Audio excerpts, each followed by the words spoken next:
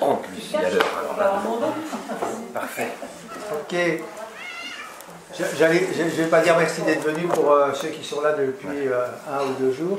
En tout cas, on accueille, désolé, mais moi, j'ai toujours du mal à retenir les prénoms. On accueille Annie, on accueille... je cherchais ton épouse, mais bon. Julien, je commençais d'abord par les dames, Julien, et puis les fistons qui sont là. Voilà, qui sont et elle dehors. est pas là, ta femme, Julien? Si, elle est aux toilettes. je sais pas où elle arrive. Si, elle arrive. Hein. Voilà, en tout cas, merci. Enfin, on est content de vous accueillir. Hein. Et puis, merci aux autres d'être là, toujours. Et puis, on va écouter Jacques pour cette dernière ligne droite. Hein. Enfin, une ligne qui ne s'arrête jamais, peut-être, hein, parce que... voilà. Donc, une ligne qui ne s'arrête jamais. Hein. C'est une ligne éternelle. Hein. C'est ce que tu as dit hier. Hein. L'avantage, c'est qu'on est sauvé.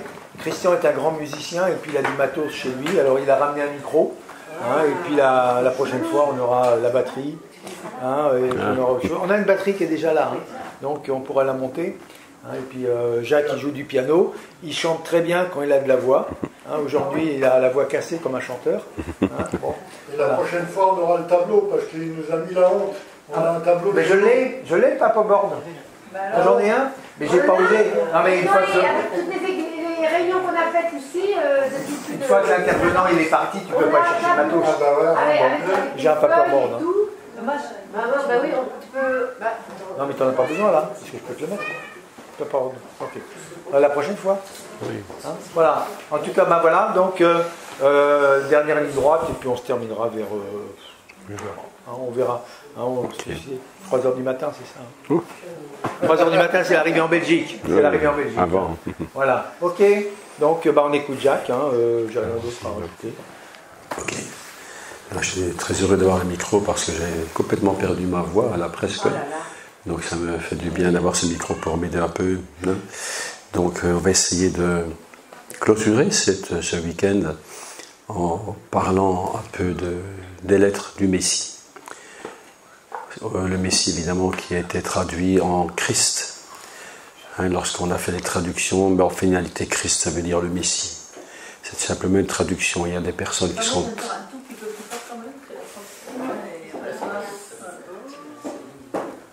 Ah, oui, comme ça, tu m'entends?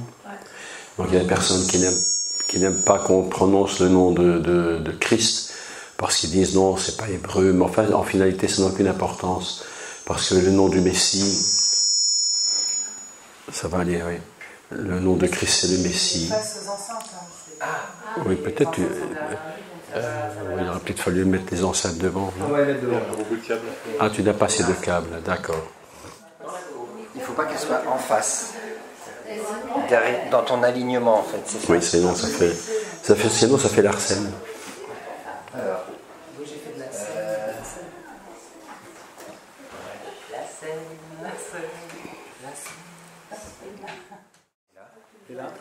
Un, 2, 3. C'est mieux comme ça. Ça va mieux comme ça? Bon. Ok. Voilà, donc on va aujourd'hui essayer de clôturer ensemble ce que nous avions fait tout ce week-end. C'est pas seulement moi qui parle, mais c'est ensemble, on travaille ensemble pour essayer de comprendre qu'est-ce que c'est la parole de Dieu, qu'est-ce qu'elle nous dit. Il y a parfois des enseignants qui, bon, c'est vrai qu'on enseigne, mais c'est toujours important d'enseigner et que tout le monde puisse participer à cet enseignement comme si chacun de nous, on était capable nous-mêmes d'enseigner quelque chose pour que ça rentre en nous. Donc aujourd'hui, j'aimerais vous parler de ce qu'on appelle le rocher. C'est très important parce que Jésus dit une parabole qui est très très enfantine en finalité. Parfois Jésus parle des choses très très enfantines et on a l'impression que ces enseignements qu'il donne sont presque donnés pour des enfants. Et dans nos églises, traditionnellement, on va utiliser la parabole de la maison sur le sable, la maison sur le roc, ou vous voyez des choses comme ça, le bon berger, les brebis, et on enseigne ça dans les écoles du dimanche en fait, parce que ça fonctionne très bien pour les enfants. Mais une chose que nous ne devons jamais oublier, c'est que tout ce que le Messie dit, ce sont des paroles qui viennent du ciel. les paroles de Dieu, les paroles divines. Ce n'est pas des paroles, des mots pour des mots, c'est réellement une source qui vient d'en haut. Et chaque mot qu'il dit, est-ce que vous savez que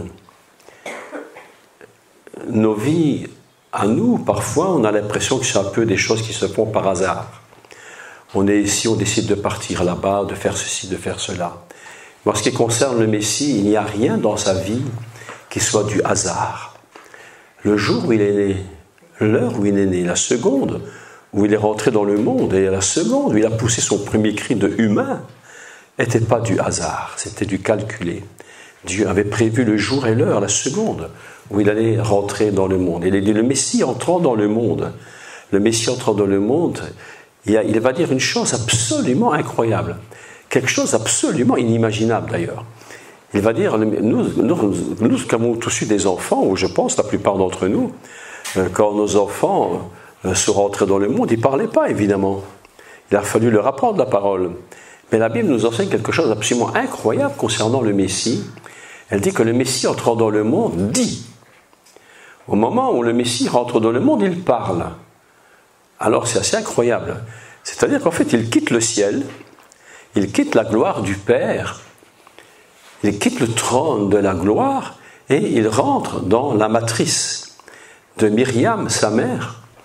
Et au moment où il rentre dans la matrice de Myriam, sa mère, il dit quelque chose. Je ne pense pas que lorsque nous avons été conçus par nos parents, que nous avons dit quelque chose au moment où nous sommes rentrés dans l'ovule de notre maman, de notre future mère, que nous avions dit quelque chose. Mais la parole de Dieu nous enseigne que le Messie, entrant dans le monde, parle. Et il dit quelque chose d'incroyable. Il dit « Je suis venu au Père pour faire ta volonté ». Vous imaginez ça?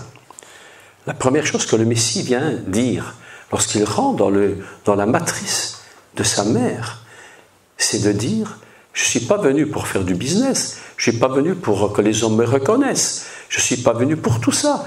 La première chose qu'il dit, c'est « Je suis venu au Père pour faire ta volonté ». Et c'est ça qui a fait toute la différence entre lui et tous les autres ministères. Le but du Messie, la seule chose qui l'intéressait, c'est de faire la volonté du Père.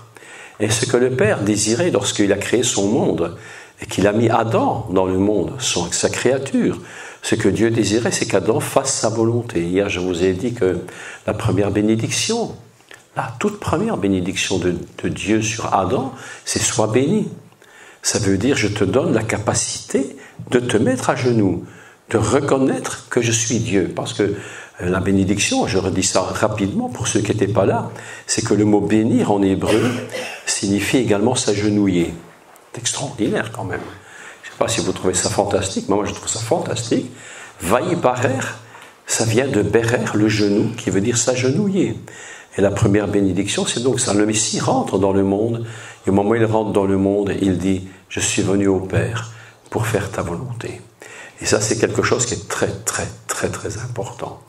À chaque fois que quelqu'un vient à Christ, qu'il se donne à lui. Nous ici, qui nous sommes donnés au Seigneur pour la plupart, j'espère, notre première parole, ce serait de lui dire « Seigneur, je me suis donné à toi pour faire ta volonté. Qu'est-ce que tu attends de moi? Qu'est-ce que toi tu veux de moi ?» Alors souvent les prières, je le disais encore, les prières souvent c'est des prières de requête. Donne-moi, donne-moi, donne-moi, fais pour moi, fais ceci pour moi, pourvois mes besoins, tout ça est vrai.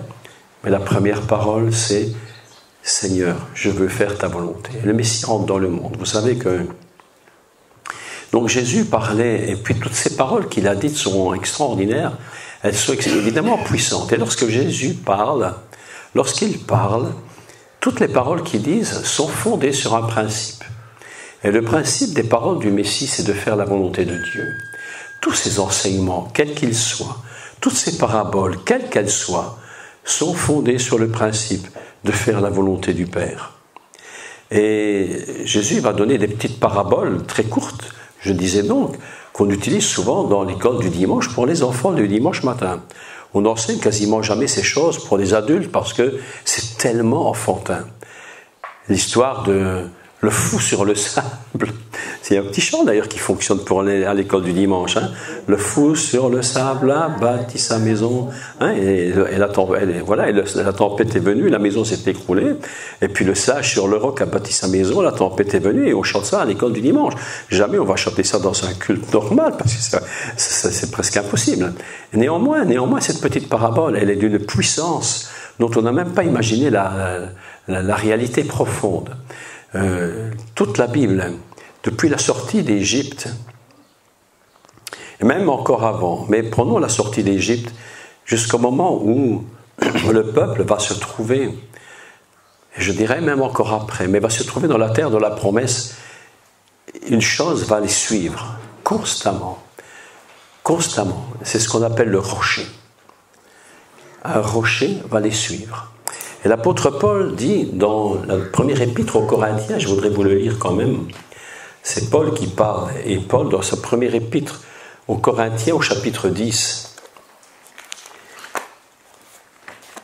1 Corinthiens 10, et au verset 4, si je me trompe, 1 Corinthiens 10, 4, écoutez, ceci, c'est absolument un texte extraordinaire qui est en train de remettre en place l'idée basique du rocher, cette petite parabole. Mais il dit ceci. Frères, je ne veux pas que vous ignoriez que nos pères ont tous été sous la nuée. C'est déjà un texte formidable parce que lorsque le peuple d'Israël traversait le désert, les rabbins nous enseignent une chose qui est absolument magnifique. Ils nous disent que le désert était brûlant, mais la nuée les suivait tout le temps. Je vous ai dit hier que le mot nuée se disait Anan, et que Anan c'est un nuage. Et que le peuple d'Israël, autant qu'ils traversaient le désert, ils étaient toujours sous la gloire. Écoutez bien ceci. Le peuple d'Israël a traversé le désert pendant 40 ans sous la gloire. Et ce qui est extraordinaire, c'est que même au début, vous savez qu'au début de la traversée du désert, lorsqu'on a fait l'inauguration du tabernacle, le peuple d'Israël a eu beaucoup de soucis lorsque les enfants, les fils de Aaron ont voulu prendre le pouvoir. Et ils en ont payé très chèrement le prix d'ailleurs. Mais la Bible nous dit que pendant tous ces 40 années, le peuple était sous la gloire. Et l'apôtre Paul, lui, va reprendre cette idée. On n'oublie jamais que Paul est un rabbin, un très grand connaisseur de la Torah. C'est pas, écoutez-moi bien, l'apôtre Paul, c'est pas un chrétien. D'abord, il faut bien le savoir. L'apôtre Paul n'a jamais été chrétien. Vous me dites, mais qu'est-ce que tu racontes? Mais de la vérité, le christianisme n'existait pas à cette époque. C'est venu plus tard, le christianisme. La notion du christianisme, à l'époque, il y avait des Notzrim. C'était les disciples du Nazaréen. C'est ainsi qu'on les appelait. Donc, voilà que Paul, lui, n'est pas du tout un chrétien, selon l'idée que nous en faisons aujourd'hui. Il n'a rien à voir avec ça. Et qu'est-ce qu'il était, Paul? Il était juif avant tout. Et il avait étudié au pied de Gamaliel, un très très grand rabbin, un érudit de la Torah. Vous savez qu'aujourd'hui, au XXIe siècle, on étudie toujours les écrits de Gamaliel. Ils sont toujours connus. Et les écrits des rabbins aujourd'hui qui suivent Gamaliel, l'apôtre Paul les avait suivis lui-même, ces écrits. Donc Paul, il est formé dans cette notion rabbinique très très profonde, et il sait très bien ce qui se dit en Israël. Et Paul va donc utiliser la connaissance qu'il a reçue, d'accord? Et il dit ceci, frères, je ne veux pas que vous ignoriez que nos pères ont tous été sous la nuée, qu'ils ont tous passé par la mer. Ils étaient sous la gloire de Dieu. Nos pères ont tous été sous la nuée, qu'ils ont tous passé au travers de la mer, qu'ils ont tous été, écoutez, le texte est absolument incroyable, qu'ils ont tous été baptisés en Moïse, dans la nuée, dans la mer. Écoutez ça, ça c'est un texte. Voilà qu'on apprend que tout le peuple d'Israël, depuis les plus vieux jusqu'aux bébés qui viennent de naître, ont tous été baptisés en Moïse. Ça fait réfléchir. Ils ont tous été baptisés dans la mer. Et là, la Bible nous dit, je suis en train d'étudier un texte actuellement qui est très intéressant, c'est cette capacité du peuple de passer entre deux murailles, une à gauche, une à droite. Et la Bible précise toujours qu'il y avait une muraille à gauche, une muraille à droite. Et lorsqu'on rentrait dans le temple de Jérusalem, il y avait une colonne à gauche, une colonne à droite. Et il faut toujours traverser entre la gauche et la droite pour arriver dans le lieu. Et voilà que tout le peuple d'Israël traverse la mer. Et ils sont couverts par la nuée. Et ils sont baptisés. C'est assez incroyable. On a l'impression dans l'Église souvent que nous sommes baptisés en Jésus. Mais en réalité, le baptême date de bien avant ça. Et nous apprenons que le peuple d'Israël, lorsqu'il sort du désert et qu'il traverse la mer, il est déjà baptisé. C'est-à-dire qu'il faut toujours traverser de l'eau. Il faut toujours traverser de l'eau pour arriver au but que Dieu veut. C'est d'ailleurs la raison pour laquelle le Messie, Yeshua, a été baptisé. Il fallait qu'il sorte de l'eau, lui aussi. Alors il y a cet enseignement qui est très évangélique et très, entre guillemets quand même, oui il faut le dire quand même très raté, quand on enseigne en général dans les écoles bibliques que le Messie n'avait pas besoin de se faire baptiser parce qu'il n'avait pas péché. Et il s'est fait baptiser pour montrer l'exemple. Il n'a rien montré comme exemple. Le Messie ne nous a jamais montré l'exemple. On se faisait baptiser avant lui. Jean-Baptiste baptisait avant que Jésus se fasse baptiser. Est-ce que vous êtes d'accord avec ça? Donc il n'a pas donné l'exemple, il a simplement fait quelque chose qu'il devait faire. Il faut qu'on comprenne bien que le Messie ne fait rien qu'il ne doive faire. Et puisqu'il va rentrer dans le monde, il va sortir de l'eau d'en haut, de la source d'en haut, il va rentrer dans la matrice qui est Marie, et lorsqu'il arrive sur terre, comme tout le monde, il va sortir de l'eau. Alors il y a plusieurs sorties de l'eau. Le Messie fait plusieurs sorties d'eau. Une qui vient du ciel, et puis il va sortir du ventre de sa mère, de Myriam, et au moment où l'enfant va naître, l'enfant il sort comment? Avec de l'eau. Oui. Naturellement, physiquement, tout être humain est baptisé. D'une certaine manière. Il y a quelque chose de divin dans une sortie de l'eau. Vous avez remarqué qu'un enfant dans le ventre de sa mère, il est complètement aquatique. Il est de l'eau. Il vit dans l'eau. Comme Moïse, on dit de lui qu'il était puisé de l'eau. Moïse vient de l'eau. Je vous ai dit hier que Hashamaïm, le ciel, quand tu retournes la phrase en hébreu, que tu la lis à l'envers, c'est écrit de l'eau, son nom est Moïse. Incroyable. Donc voilà que Moïse sort de l'eau, le Messie sort de l'eau, il sort de l'eau de la matrice de sa mère, parce qu'il faut rentrer dans le monde. Même quand on rentre dans le monde, il faut sortir de l'eau. On n'a pas le choix. Tu ne sors pas du four.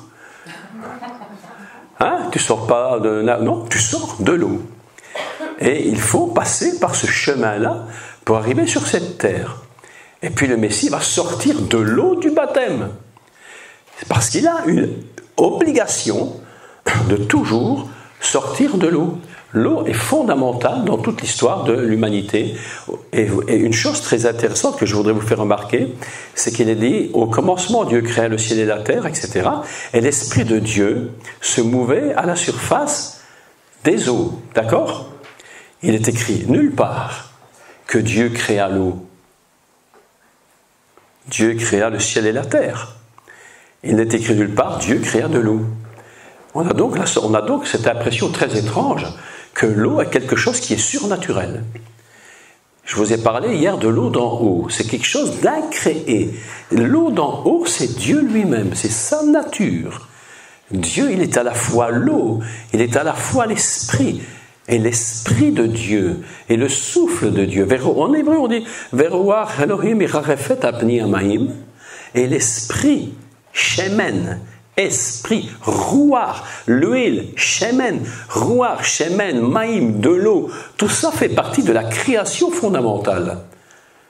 Lorsque nous sommes baptisés d'eau, lorsque nous sommes baptisés du Saint-Esprit, vous croyez, vous avez toujours cru, je suis convaincu que vous avez toujours cru que ça s'était passé au moment où vous êtes arrivé. Mais lorsque vous avez été baptisé du Saint-Esprit, lorsque vous avez été baptisé d'eau, vous êtes rentré dans la matrice fondamentale de l'univers. C'est comme si vous aviez été dans l'univers au commencement de toute chose. Il vous donne d'être au commencement de tout avec lui. C'est pourquoi l'apôtre Paul, qui avait très bien compris, dit que lorsque nous venons à Christ, nous devenons une nouvelle création. Mais une création, c'est quoi une création? C'est pas aujourd'hui, il n'y a pas d'arbre, demain il y en a un.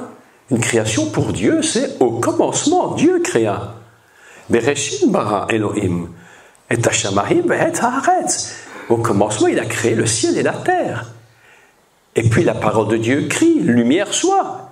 Et la lumière fut. Et puis elle dit qu'il y avait de l'eau. Eh bien, si vous regardez bien tout ça, c'est exactement l'expérience que vous vivez lorsque vous êtes né de nouveau. Dieu vous fait retourner dans la source originale primitive, la première source de toute chose. Nous sommes ici rassemblés en 2021, c'est ça, hein? 22. J'ai un an de retard. En an 2022, mais ça c'est ce que nous voyons sur Terre. Mais spirituellement, nous sommes hors du temps, nous sommes complètement connectés dans l'éternité céleste du commencement de toute chose. Nous sommes dans la matrice fondamentale. Lorsque tu reçois l'Esprit de Dieu, tu as l'impression que tu le reçois aujourd'hui. La réalité, c'est que tu es complètement connecté dans la matrice fondamentale. Tu es dans l'eau. Le peuple d'Israël va sortir. C'est pourquoi le peuple d'Israël sortant d'Égypte, après 210 ans d'Égypte et 70 années, approximativement 70 années de véritable esclavage. La parole de Dieu nous enseigne que le peuple d'Israël était captif 400 ans. Vous êtes d'accord? Mais si vous calculez, je fais un calcul, une petite parenthèse d'ailleurs, si vous faites un calcul de 400 années à partir de la sortie d'Égypte et que vous retournez en arrière, que vous comptez 400 ans, vous ne tombez pas au début de l'entrée en Égypte. Vous tombez à la naissance d'Isaac. C'est surprenant quand même, non? C'est-à-dire que l'esclavage pour Dieu commence à la naissance d'Isaac, alors que c'est très étrange, puisque Isaac c'est le fils de la promesse. Mais je vais vous dire quelque chose qu'il faut bien comprendre, c'est que Dieu considère que tout ce qui n'est pas dans la terre de la promesse, tout ce qui n'est pas dans la terre promise, au moment où dans le but fixé final, tout ce qui est avant, Dieu considère que c'est de l'esclavage. Il dit, vous êtes prisonnier de quelque chose. Et lorsque tu rentres dans la terre promise, alors là, Dieu dit, tu es libéré. C'est d'ailleurs pourquoi, si je vous pose une question, et je vous pose la question, à quel moment, écoutez-moi bien et écoutez bien la question, elle est assez compliquée, simple mais compliquée à répondre. À quel moment le peuple d'Israël a-t-il été libéré d'Égypte? À quel moment a-t-il été libéré d'Égypte?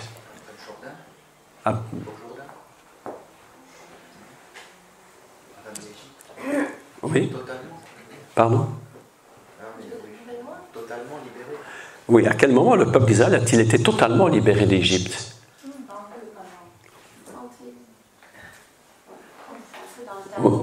Comment? Oui. Beaucoup de gens croient que Pâques, la fête de Pâques, c'est la sortie d'Égypte. Mais Pâques, c'est la sortie d'Égypte physique. Mais Dieu dit à Josué, au moment où il va rentrer dans la terre promise, c'est maintenant le jour, le moment où vous êtes libérés d'Égypte. Donc ça veut dire qu'on peut sortir d'Égypte et être complètement encore en Égypte, dans la tête, dans les actes, dans les pratiques, dans le système. Donc, il y a tout un enchaînement qui va se faire. Et pour parler aujourd'hui, ce après-midi, je voudrais vous parler de l'eau. L'eau est quelque chose d'absolument important dans la Bible. Jésus voit la Samaritaine, la première chose qu'il va lui parler, c'est de l'eau. Il va dire, si tu pouvais boire de l'eau que je te donne, ben, tu n'aurais plus jamais soif. Jésus parle à Nicodème. Il lui dit, Nicodème vient voir Jésus. Pourquoi Nicodème vient voir Jésus? Parce qu'il était interpellé par ses enseignements et il est allé voir Jésus parce qu'il ne voulait pas que... Voilà, il était interpellé quand même. Jésus, Nicodème vient voir Jésus. Et puis Jésus lui dit, il faut que tu naisses de nouveau. Bon, ça c'est une traduction. Mais une autre traduction que je crois un peu plus judicieuse dit, Jésus parle à Nicodème, et il dit à Nicodème, il faut que tu sortes de la source d'en haut. Il faut que tu sortes de l'eau. Il faut que tu sortes de l'eau. Nicodème n'est pas venu voir Jésus pour le pardon de ses péchés. Ce n'a jamais été le but de Nicodème. Les péchés de Nicodème n'avaient aucune importance. Parce que Nicodème, lui, pour le pardon de ses péchés, il faisait les sacrifices. Il y avait la fête de Yom Kippour. Lui, c'est Yom Kippour qui l'intéressait. Il faisait Yom Kippour tous les ans et les péchés étaient couverts. Vous êtes d'accord avec ça? Donc Nicodème n'avait même pas dans sa tête l'idée de pardon de ses péchés.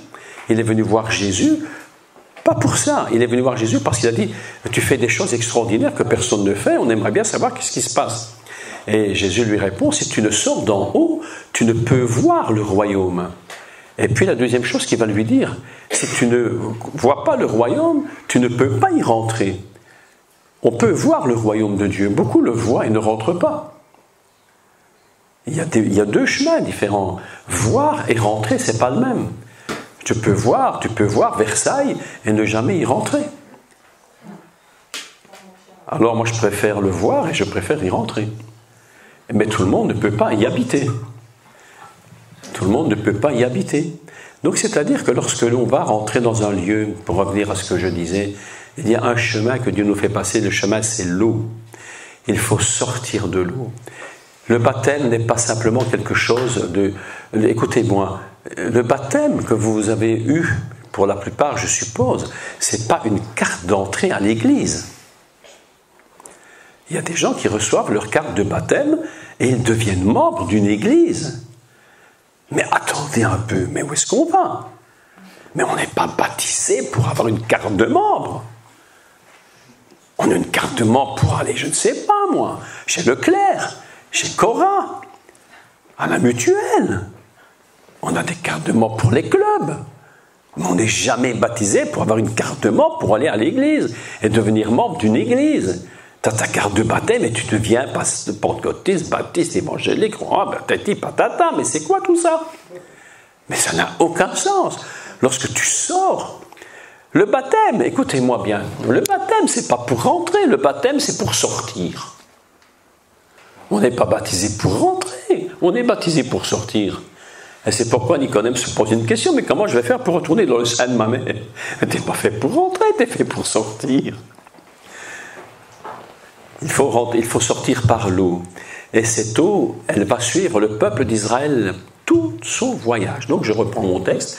Je ne veux pas que vous ignoriez que nos pères ont tous été sous la nuée, qu'ils sont tous passés au travers de la mer, qu'ils ont tous été baptisés en Moïse, dans la nuée et dans la mer. Ils ont été baptisés dans la nuée, dans la gloire, dans l'onction et dans l'eau.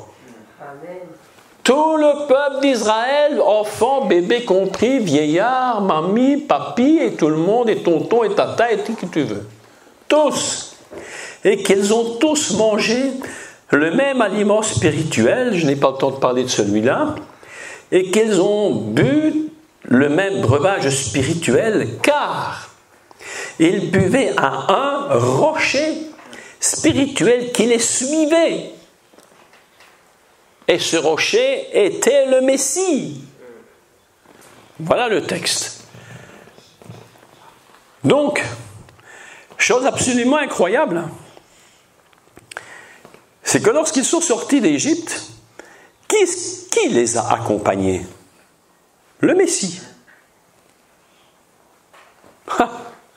Il n'était pas né physiquement, mais qui l'accompagnait? Le Messie. Il était complètement caché. Il était voilé. Mais Paul est en train de faire cette explication. Il leur dit, le rocher auquel ils buvaient, mais écoutez, mais c'est une histoire de fou, les accompagnait. Tu fais 100 km, le rocher te suit. Mais c'est impossible. Mais qui les abreuvait? Qui leur donnait à boire? Qui leur donnait à manger? Pendant 40 ans, le Messie. Extraordinaire. Pourquoi viendra-t-il plus tard, physiquement, en tant qu'homme? Simplement pour donner, enfin pas simplement, mais pour donner sa vie. La notion évangélique, simplement du Messie, elle est loin de la réalité. Le Messie accompagne depuis le commencement de l'univers. Le Messie n'est pas une fonction qui commence avec la naissance de Jésus. Le Messie est de toute éternité. Et l'apôtre Paul a une telle connaissance du Messie. Et il faut quand même dire une chose. Il faut quand même qu'on sache que c'est Paul qui parle à un juif qui était un meurtrier, qui était contre les croyants, les disciples du Messie. Et il a dit, moi j'ai tué pour la Torah, j'ai tué. Et quand on disait quand les gens disent que Paul c'était le plus grand apôtre, l'apôtre Paul dit lui-même, moi je suis le plus petit de tous. Je ne suis même pas digne d'être apôtre, je ne suis digne de rien, j'ai même tué. J'ai même tué. Donc on est dans une idée où Paul, lorsqu'il parle de ces choses, Paul a une révélation incroyable de qui est le Seigneur. D'ailleurs, il va dire une chose, je crois que c'est aux Éphésiens, il leur dit tout existe par lui.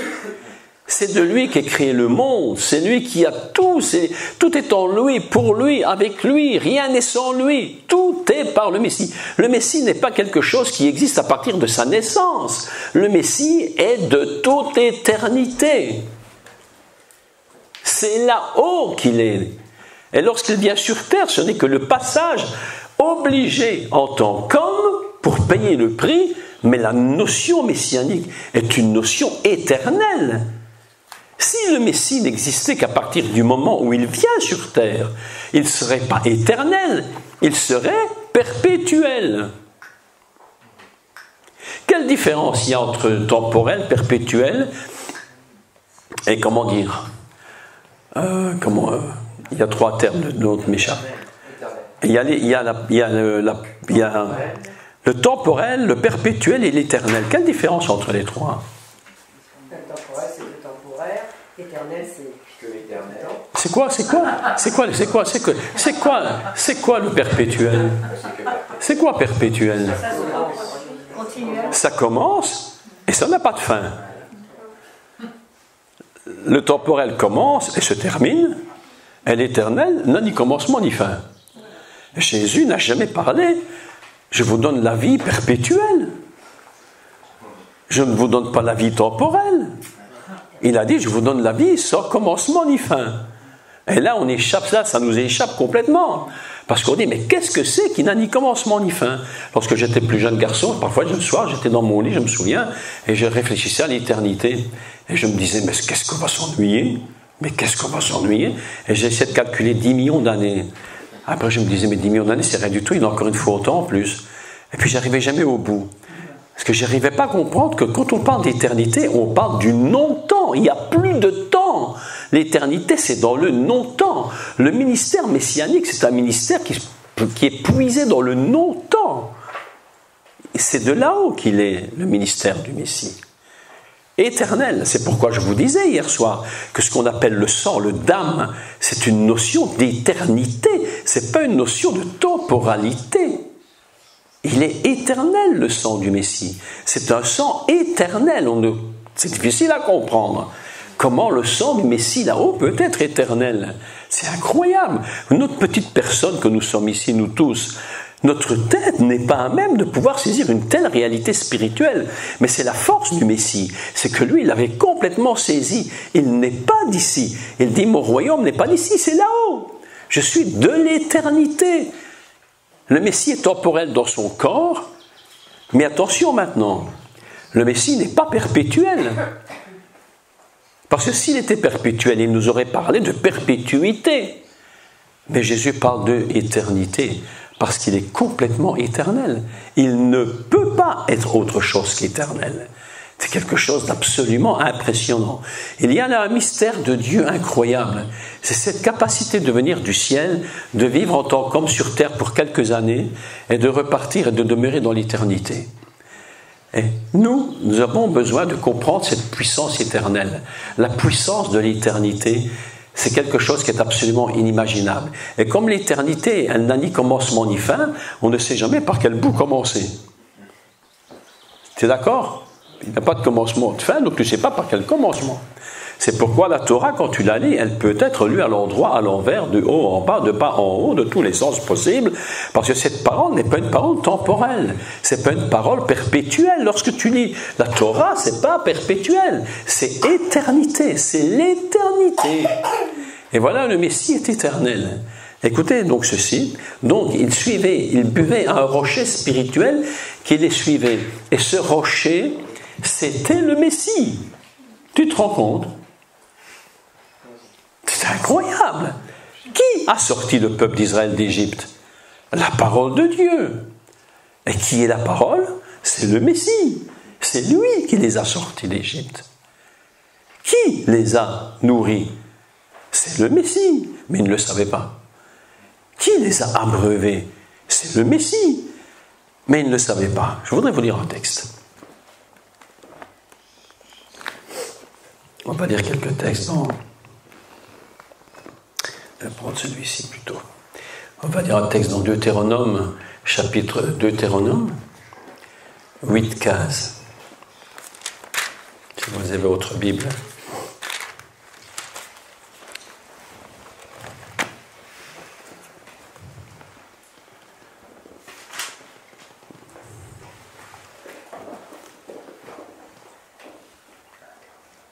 Un texte absolument très étrange.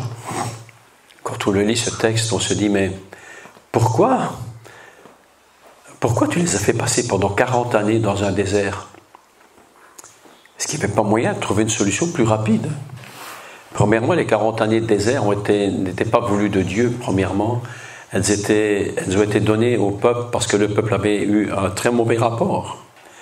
Très mauvais rapport lorsqu'ils avaient visité la terre de la promesse. Et plutôt que de faire un rapport qui était bon, je ne rentre pas dans tous les détails, le rapport était mauvais, Dieu dit, à part nombre de jours que vous avez fait en exploration, vous aurez une année dans le désert. Mais on va lire le texte ensemble, parce qu'il est assez étrange. Verset 15, chapitre 8, Deutéronome.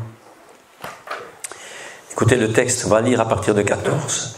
« Prends garde que ton cœur ne s'enfle pas, et que tu n'oublies l'Éternel ton Dieu, qui t'a fait sortir du pays d'Égypte. » Vous avez remarqué que Dieu demande toujours qu'on se souvienne de la sortie d'Égypte. Il faut toujours se souvenir d'où on vient.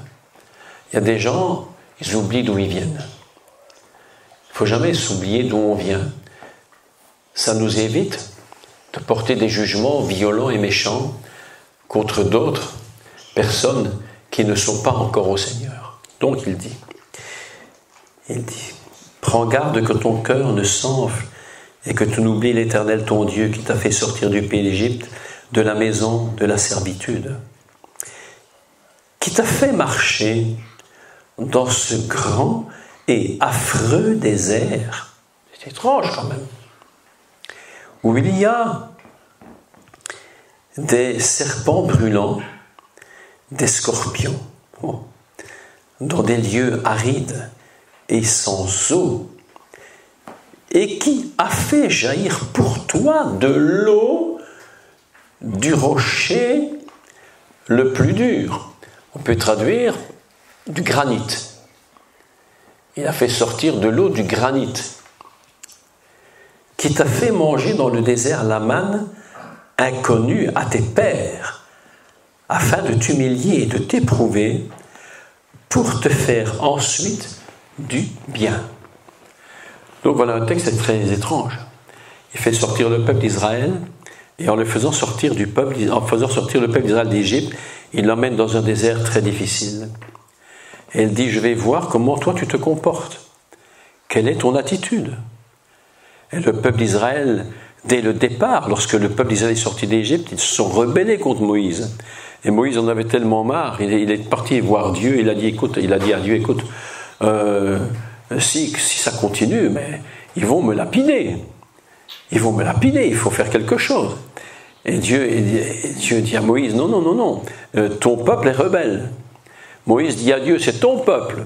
Et Dieu dit à Moïse, non, c'est le tien. C'est assez étrange. Et il lui dit, c'est ton peuple. Il dit, mais tu vas l'emmener jusqu'à la montagne. Et Moïse demande un signe à Dieu. Et lui dit, donne-moi un signe pour que je voie.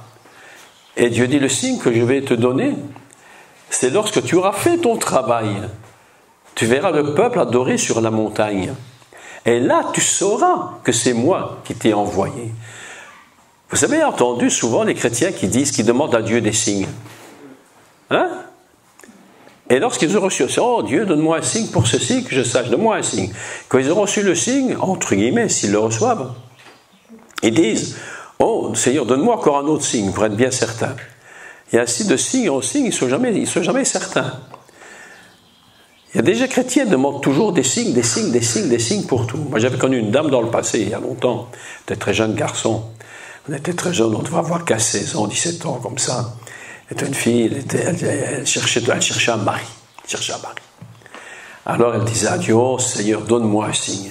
Donne-moi un signe. Alors elle avait lu l'histoire de Gédéon, tu vois. Alors elle avait vu que Gédéon avait mis une toison. Elle dit, moi je vais mettre une toison, je vais avoir mon signe. Alors elle a prié, elle a dit, Seigneur, le premier garçon qui passe par la porte, c'est lui. Donc elle s'est mise dans la pièce et la porte était fermée. Elle dit, le premier garçon qui passera, ce serait lui. La porte s'ouvre. Qui c'est qui rentre? Le chien. Les signes. Moi, je vais vous dire, ne demandez pas des signes inutiles, ça ne sert à rien. Dieu dit, obéissez. Jésus, le Messie, Yeshua, n'a jamais demandé à Dieu un signe. Mais il a dit, en rentrant dans le monde, je suis venu pour t'obéir. Et ta loi est au fond de mon cœur. Nous n'avons pas besoin de signes. Nous n'avons pas besoin de signes inutiles. Nous avons besoin d'apprendre à obéir. Et dire, Seigneur, qu'est-ce que tu demandes de moi? Qu'est-ce que je vais faire pour toi? Et si Dieu dit et Moïse dit, Seigneur, donne-moi un signe. Dieu dit à Moïse, non, non. Le signe, je vais te le donner quand tu auras fait ton travail. Et quand tu auras fait ton travail, et que tu auras vu le résultat final, tu sauras que c'est le signe. Et que c'est ça que tu devais faire. C'est exactement le contraire que souvent, nous on demande, on voudrait qu'on voit avant, et après on verra la suite. Dieu dit, d'abord tu obéis. D'abord tu obéis. Et quand tu auras obéi, alors tu verras le résultat, tu sauras que c'est moi qui étais avec toi. Donc il y a dans ce texte, un texte absolument extraordinaire, où il nous parle du rocher. Et il dit que ce rocher, il donnait de l'eau. Vous savez, il y a plusieurs textes dans la Bible. Alors je vous cite les références. Pour le mot rocher en hébreu, il y a deux mots. Il y a le mot Séla. Et je voudrais vous lire le texte peut-être dans Deutéronome 32, 13. Deutéronome 32, 13.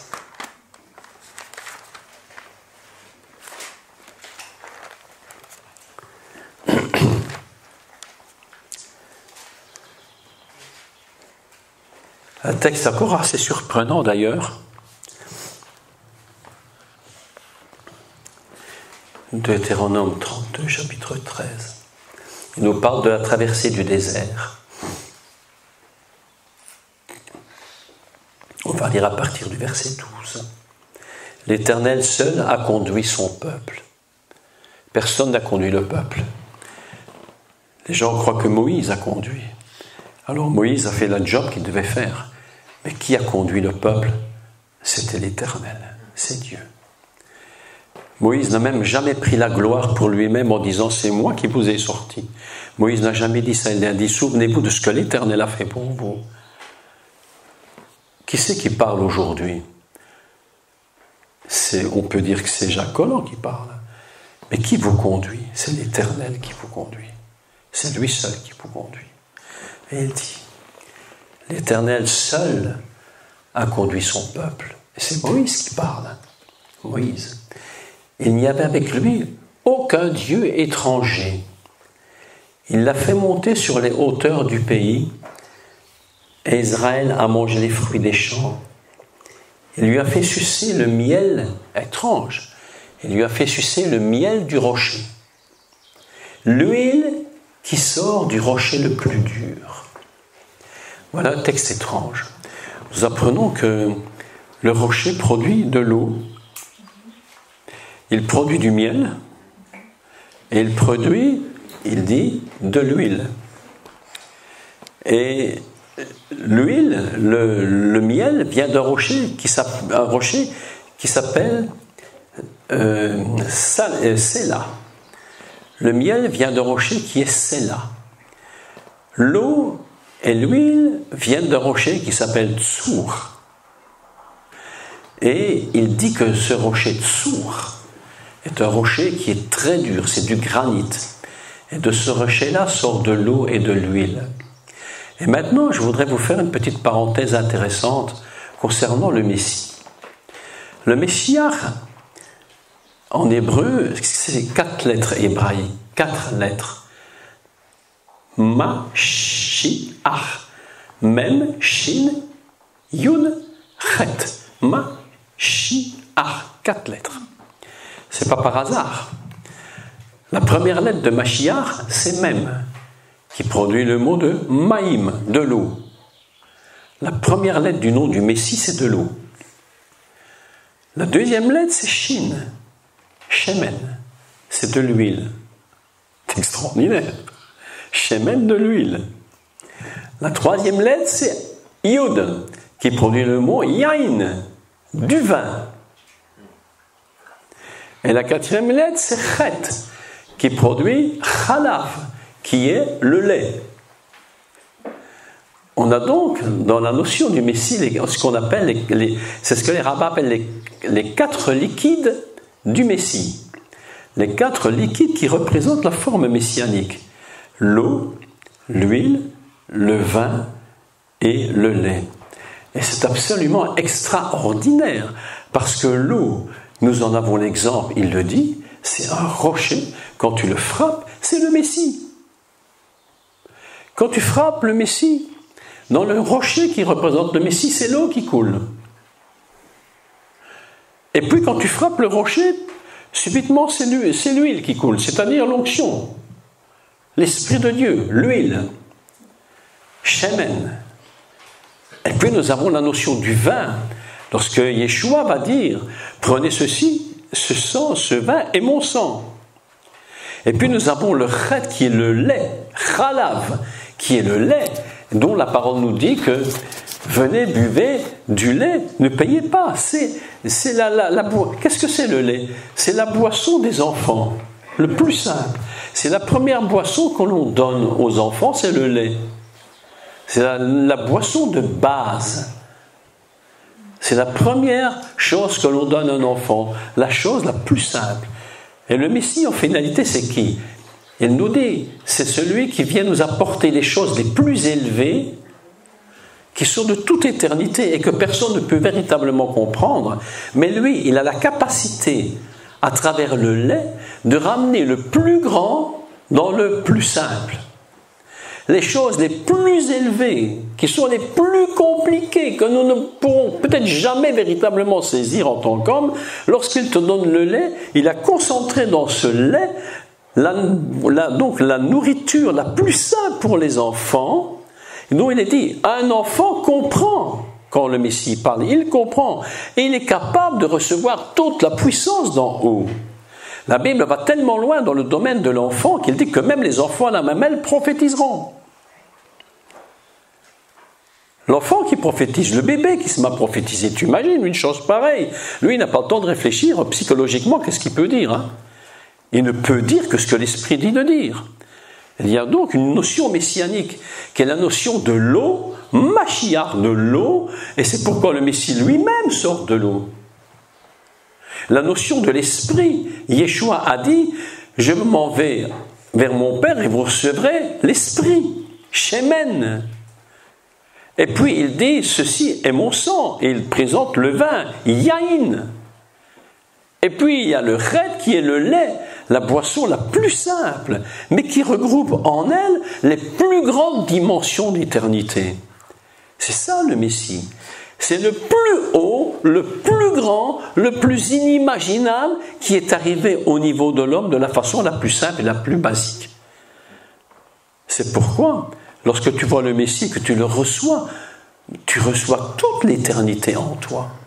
C'est pourquoi il dit, tout simplement, je vous donne la vie éternelle.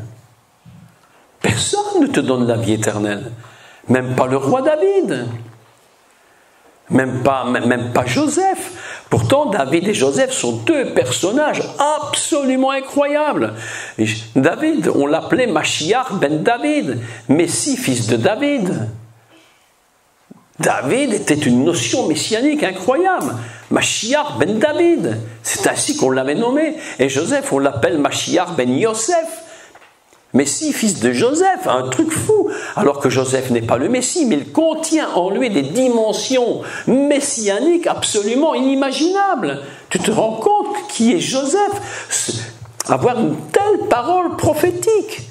Et Joseph avait demandé au peuple d'Israël, avant de mourir, il avait fait jurer aux enfants d'Israël de prendre ses os et de les emmener dans la terre de la promesse. Et ils lui ont promis. Et voilà que les années ont passé et les pharaons se sont succédés et puis le pharaon est mort et le pharaon qui n'avait pas connu Joseph a mis l'esclavage. Mais lorsque les centaines, les siècles sont passés, lorsque les années sont passées et que le peuple d'Israël a quitté l'Égypte, qu'est-ce que nous dit la Torah? La Torah nous enseigne que après la mer Rouge, après la sortie de la mer Rouge, pas avant, après, juste après, le texte nous dit « Et Moïse emmena avec lui les os de Joseph ». C'est-à-dire que la notion messianique du salut, vous comprenez la notion messianique du salut, a accompagné le peuple d'Israël pendant 40 ans. Pendant les 40 ans de désert, le cercueil de Joseph accompagnait le peuple d'Israël.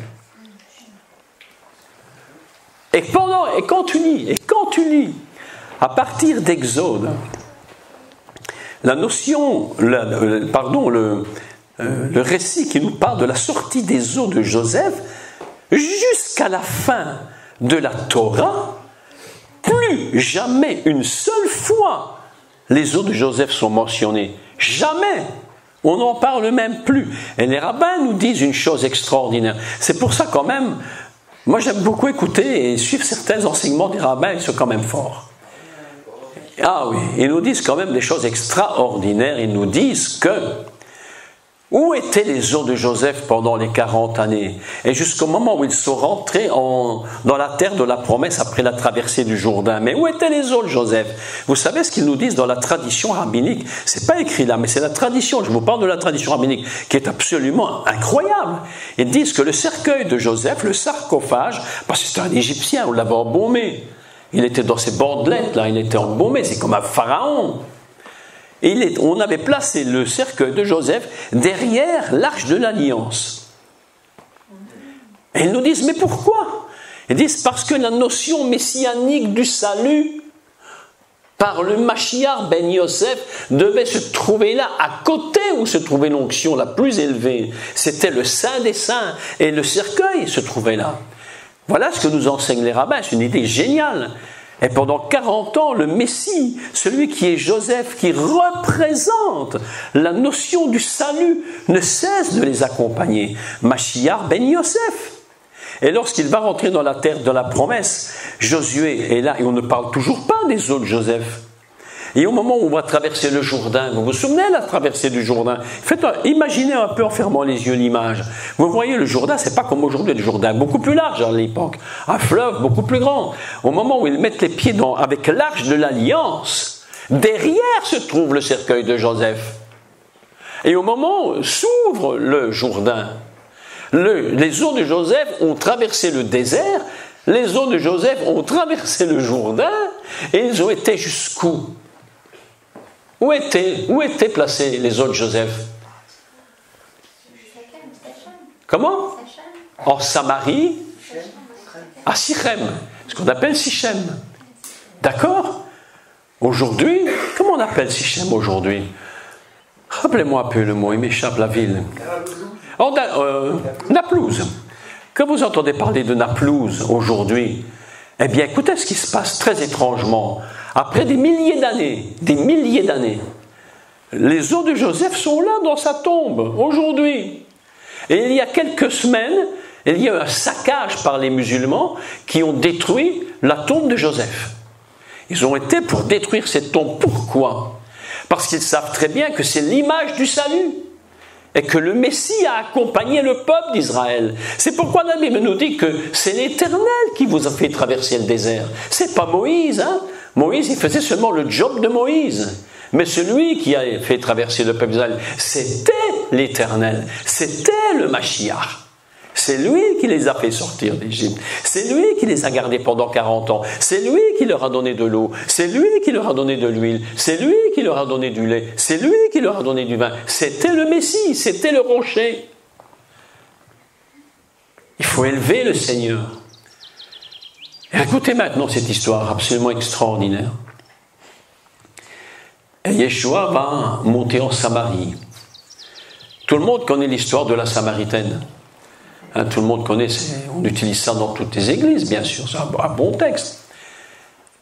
Et le Mashiach va en Samarie, au puits de Jacob. Et dans cette région se trouve quelque chose. Qu'est-ce qui se trouve juste là tout près? Mais les os de Joseph. C'est les os de Joseph.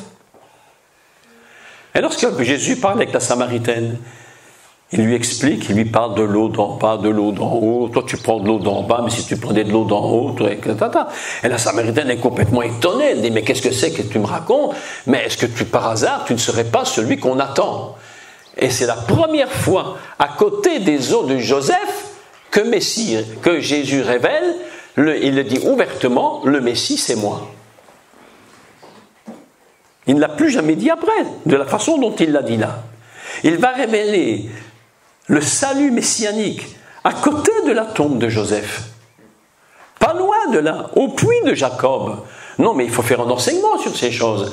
Expliquer pourquoi ça s'est passé au puits de Jacob. C'est pas par hasard. Ça aurait pu se passer ailleurs, mais c'est là que ça se passe. C'est pas par hasard, c'est volontaire.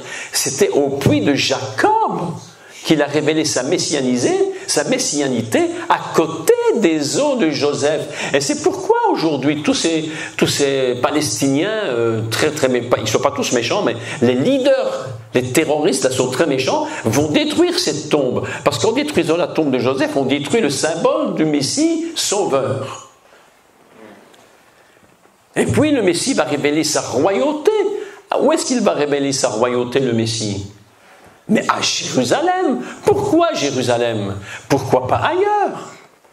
Mais parce que c'est là qu'on parle de Mashiach ben David. Ben David, c'est le roi David à Jérusalem. C'est pourquoi il révèle ça. Il va révéler le Messie sauveur à Samarie et le Messie roi à Jérusalem. Mais qui c'est qui accompagnait le peuple d'Israël? C'était lui. Aujourd'hui, lorsque l'on va à Samarie, lorsque l'on va dans cette ville et qu'on voit la tombe de Joseph, il y a une chose qu'on ne doit jamais oublier et ils le savent pertinemment bien, c'est que c'est le symbole de la libération du peuple d'Israël d'Égypte. C'est Joseph qui a permis ces choses. Vous imaginez la puissance du Messie. La puissance du Messie nous dépasse complètement. Nous ne sommes pas simplement dans des histoires de Samarie, non. Ça dépasse le système, ça dépasse l'entendement humain. Le Messie a atteint une dimension absolument, mais incroyable. Nous devons élever le nom du Seigneur. Nous devons élever sa gloire. Paul le dit d'une façon extraordinaire. C'était le Messie qui les suivait. Le rocher les suivait. Il suivait le peuple. Alors, quand j'ai lu le texte, je me suis dit, c'est très étrange. Mais la chose surprenante dans cette histoire, c'est que Moïse a frappé qu'un seul rocher, il n'en a pas frappé 1000. Et quand le peuple d'Israël se déplaçait, il fallait bien qu'il frappe sur un rocher. Mais il n'a pas frappé un autre rocher. Il dit qu'il frappait le rocher. Et ce rocher donnait de l'eau constamment. On pouvait abreuver 1,5 million de gens, plus tous les animaux. Et la Bible nous enseigne une chose qui dépasse l'imagination, c'est que le rocher les suivait. Mes amis, je ne sais pas si vous comprenez un peu cette histoire de folie là, mais c'est une sorte de folie humaine. Comment un rocher peut se déplacer? Comment est-ce possible? La sortie d'Égypte et la traversée du désert est un miracle de 40 années. C'est 40 ans de miracle, 40 ans de gloire, 40 ans de nourriture surnaturelle. Ils se plaignaient. On n'a rien à manger. Quand on est en Égypte, peut-être qu'on avait des problèmes, certainement qu'on en avait, mais on avait à manger. Ici, maintenant, tu nous amènes, il n'y a rien à manger. Qu'est-ce qu'on fait? Dieu dit, tu vas manger ce que je vais te donner. Il va leur donner la manne. La manne, c'est quoi la manne? Comment on dit en hébreu la manne? Manou. Ça veut dire quoi, Manou? Qui est-ce? Non. Qu'est-ce que c'est? Pendant 40 ans, les Israélites ont mangé du qu'est-ce que c'est? Oui. C'est vrai que nous on se pose la question aussi, qu'est-ce que c'était? C'était quelque chose qui venait du ciel, qui avait un goût de miel. Mais ils ne savaient toujours pas ce que c'était. Donc pendant 40 ans, ils ont mangé du qu'est-ce que c'est? Ils allaient tous les matins manger en se disant qu'est-ce que c'est? 40 ans, quand même, c'est long. Et le Mashiach, à un moment donné, il va dire une chose, il va mettre la pavé dans la mare, incroyable, il va mettre la pavé dans la mare. Il va dire, Moïse ne vous a pas donné le pain du ciel. Mais attendez, pour nous c'est basique, mais pour un juif, mettez-vous la place d'un juif, qui pendant 40 ans, plus tous les siècles qui ont passé plus tard, où tout le temps on leur enseignait qu'ils mangeaient de la manou, du qu'est-ce que c'est, tout d'un coup un monsieur qui s'appelle Jésus, Yeshua, vient leur dire, Moïse ne vous a pas donné le pain du ciel, mais ça fait des siècles qu'on vous dit le contraire. Et toi tu viens nous dire que c'est pas vrai. Et il leur dit, mais c'est qui le pain du ciel? C'est qui le pain du ciel? Et il va leur donner la révélation. Il leur dit, c'est moi. Ani, je suis. Ani, je suis. J'ai donné un cours sur YouTube, peut-être certains l'ont entendu, qui s'appelait de qu'est-ce que c'est à qui je suis. Ils ont mangé du qu'est-ce que c'est pour finir par manger du qui je suis. Et c'est ça le grand secret du désert. Le Messie les a accompagnés constamment. Il les a constamment accompagnés. Texte absolument incroyable. Le Messie, c'est l'eau. Le Messie, c'est l'huile. Le Messie, c'est le vin. Et le Messie, c'est le lait. Le Messie, c'est le roi. Le Messie, c'est le shalom, c'est la paix. Le Messie, c'est la résurrection. Chai, la résurrection. Le Messie, c'est la résurrection. Le Messie, c'est la vie. Les 4 lettres du Messie parlent de ces 4 choses, les 4 liquides et les 4 secrets de sa nature divine. Il est le roi, il est en même temps le shalom, il est la paix. Lorsque Jésus meurt sur la croix, quel est son dernier cri? Quel était son dernier cri? Pardon? Je remets mon esprit entre tes mains. Oui, et il a dit encore,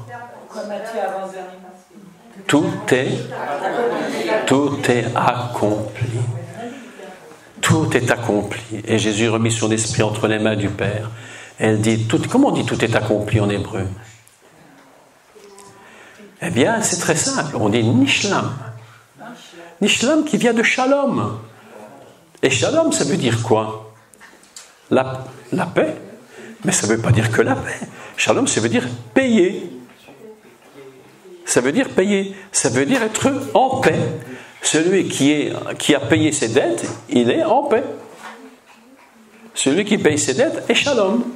Donc, Jésus paye la dette. Et quand il paye la dette, tout est fini, tout est payé, tout est en paix, tout est terminé. C'est pourquoi on a traduit tout est accompli, mais en réalité ça dépasse simplement le mot accompli. Ça veut dire toute la dette est payée. Lorsqu'il meurt, il crie tout est payé. Tout est payé. Maintenant, vous avez droit à avoir toute la paix. Et il crie sur la croix, Nishlam. À partir de là, il n'a plus rien d'autre à dire. Père, je remets mon esprit entre tes mains. Et au moment où il dit, je remets mon esprit entre tes mains, il meurt. Écoutez ceci et je termine. La mort de Jésus, elle a été le moment où il a rendu son esprit, a été décidé par lui. Il a même décidé quand il allait mourir. Nous autres, on ne décide pas. Hein. Ça vient quand ça vient. Hein. Mais le Messie, dans sa dimension messianique, est tellement incroyable qu'il sait le jour où il va mourir. Il sait le jour où il va être crucifié. Il avait même dit le jour où il allait ressusciter. Est-ce que tu t'imagines ça? Il leur avait dit, dans 3 jours, je ressusciterai. Personne ne comprenait, évidemment. Parce que lui, il puise sa révélation dans le ciel. Nous ne savons pas quand nous allons mourir. Qu'est-ce que nous savons? Peut-être demain, peut-être tout à l'heure, peut-être dans 10 ans. Tu sais rien. Mais le Messie sait quand il va naître. Il sait quand il va être crucifié. Il sait quand il va mourir. Il sait quand il va ressusciter. Et lorsqu'il meurt sur la croix, c'est lui qui décide du moment où il meurt. S'il n'avait pas dit « Père, je remets mon esprit entre tes mains », eh bien, il serait encore resté sur la croix peut-être des heures, peut-être des jours. Et c'est là qu'on voit que la notion messianique, c'est une notion qui contrôle complètement son ministère. Il tient complètement contrôle de tout. Quand Jésus va à Cana, mais il ne va pas à Cana par hasard. Il est à Cana au début de son ministère. Qu'est-ce qu'il a été faire à Cana? Pourquoi il était aux noces de Cana? Il commence son ministère, il va dans un mariage. J'ai fait des cours que vous pouvez écouter sur Internet là-dessus. Il va à Cana pour chercher l'épouse. Pourquoi le Messie est-il venu sur terre? Si je vous pose, pourquoi le Messie est-il venu sur terre, ma sœur? Pourquoi il est venu sur la terre, Jésus? Pourquoi il est venu? Pour chercher son épouse. Mais oui, pour chercher l'épouse. L'époux vient chercher l'épouse. Il va à Cana. Et à Cana, si tu regardes bien le texte, tu vas constater que dans le mariage, il y a tout le monde est présent, sauf l'épouse. L'épouse n'est pas là, on n'en parle pas. Il y a l'ordonnateur du repas, il y a le chef, il y a tout le monde, et tous les invités sont là, tout le monde est là, mais l'épouse n'est pas là. C'est incroyable. Il vient chercher l'épouse. Parce qu'il veut qu'elle soit prête. Et il va tout faire pour la récupérer. Il va donner, il va passer du temps, il va les enseigner, il va faire des guérisons, il va faire des miracles, il va faire tout ce qu'il peut faire pour que l'époux... Et à la fin de son ministère, il va monter en haut de Jérusalem, sur la colline, et il va pleurer, il va dire « Jérusalem, Jérusalem ». Jésus pleure jamais. Mais lorsqu'il voit que son épouse, mais lorsqu'il regarde l'épouse, le cœur de l'épouse, c'est Jérusalem. Parle au cœur de Jérusalem et dis-lui que sa servitude est finie. Consolez, consolez mon peuple, Jérémie. Et le Messie, quand Jérémie parle, qu'il dit consolez mon peuple, parle au cœur de Jérusalem, c'est pas Jérémie qui parle. Jérémie ne fait que le porte-parole de qui? Mais du Messie. Il n'est que le porte-parole du Messie. Il vient chercher son épouse, il ne la trouve pas, il donne sa vie pour aller. Il guérit les malades, il essaie de guérir les malades, il guérit les lépreux, il guérit l'épouse. Et à la fin, il est sur Jérusalem et il pleure, Jérusalem, Jérusalem. J'ai tout fait pour te rassembler, tu n'as pas voulu de moi, il n'a plus rien à faire pour Jérusalem. La seule chose qu'il peut faire pour l'épouse, c'est de dire tu es dans le péché, tu ne veux pas t'en sortir. La seule chose que je peux encore faire pour te récupérer, c'est que moi je paye le prix pour toi. Et quand le Messie meurt sur la croix, il meurt pour qui? Il meurt pour son peuple. D'abord, écoutez-moi, premièrement, il ne meurt pas d'abord pour nous, même si c'est vrai. Il meurt d'abord pour son peuple, pour son épouse. Et après, nous entrons dans le jeu, nous, pour être sauvés par lui. Là, c'est tout un enseignement très long, je n'ai pas le temps. Mais il meurt pour son épouse, Israël, pour récupérer celle qu'il était venu et qu'il n'avait pas trouvée au début. Au début, c'est Myriam, sa mère. Il ne faut pas considérer Myriam en tant qu'une femme. Il faut considérer Myriam en tant que notion féminine. Écoutez, ce n'est pas du tout la même chose. En hébreu, il y a deux notions. Il y a la notion de la chair et la notion de l'esprit. Et qui est au début? La notion de la mère, c'est-à-dire de la compassion. Faites ce qu'il vous dit, c'est de la compassion de la notion mère. Il commence son ministère avec la mère et il termine avec qui? Avec qui termine le Messie? Avec qui termine le ministère du Messie? Il commence avec la notion de mère, compassion. Il termine avec qui? Avec le Père. Ne me retiens pas, dit Jésus, ne me retiens pas. Il faut que j'aille vers mon Père. Le ministère commence avec la mère, termine avec le Père. C'est des notions spirituelles, c'est des notions divines. C'est pas une question de Vierge Marie. D'ailleurs, elle n'était plus vierge puisqu'elle qu'elle avait mis Jésus au monde. Qu'est-ce que c'est toutes ces histoires? Qu'est-ce que c'est que toutes ces histoires? C'est la notion de la compassion. Il termine par la compassion, il commence par la compassion et il termine par la justice. Dans une famille, le père représente la justice et la mère, en général, est beaucoup plus compatissante. Vous savez, les enfants, ils vont à la maison. Moi, mon fils, il téléphone. Je téléphone, c'est mon fils. Maman est là? Tu n'as rien à me dire. Maman est là. Pourquoi? Parce que maman, c'est celle dans la maison qui a la compassion. Vous avez remarqué comme les enfants sont toujours comme ça. Voilà. Qu'est-ce qu'il y a à manger ce soir? Maman, t'es où? Maman, t'es fait quoi? Elle est là. Où est-ce qu'elle est? Papa, on en a rien à faire, c'est pas grave. Parce que papa, lui, c'est la notion plutôt de ce qu'on appellera la gvoura, la sévérité. C'est comme ça et pas autrement. Le père, c'est plutôt la loi. La mère, c'est plutôt la compassion. Pas toujours, mais dans la notion générale. Il commence avec la mère, son ministère, il termine avec le père. Il faut, et quand elle veut le retenir, elle dit « ne me retiens pas ». En fait, « ne me retiens pas » en hébreu, c'est un mot qui signifie « ne fais pas avec moi du sentiment ». Ne fais pas de sentiment avec moi. Ne me retiens pas par sentiment, je n'ai pas le temps de rentrer dans ce système. Maintenant, il faut que je retourne vers mon Père. Et quand il reviendra, le Messie, qu'est-ce qu'il va faire? Il va venir pourquoi? Pour juger en tant que Père.